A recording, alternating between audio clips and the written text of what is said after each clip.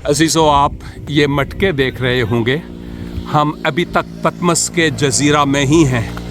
हम अभी पहाड़ी से ऊपर पैदल जा रहे हैं और बड़ी अच्छी एक्सरसाइज भी हो रही है। लेकिन हम खुदा का शुक्र अदा करते हैं कि बहुत सारी चीज़ें हम ऐसी देखते हैं जो शायद तारीख़ में, मेरी ज़िंदगी में तो एटलीस्ट नहीं आई। ये पानी के बहुत बड़े बड़े मटके हैं। मैं ज़रा जूम करके आपको दिखा रहा हूँ। और जो हमारे साथ भाई हैं वो भी बताते हैं और तारीख़ भी बताती है कि अहले पतमस के चूँकि बहुत सारे इन ग्रीक यूनानी लोगों के दुश्मन थे।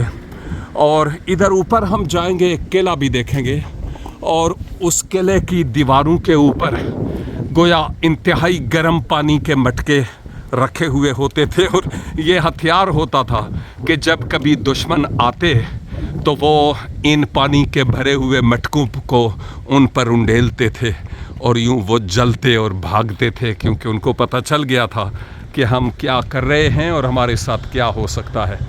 चलते चलते चाहा कि चलो आपको ये भी इंफॉर्मेशन दे दूं। खुदावंद आपको बरकत बख्शे। आमीन।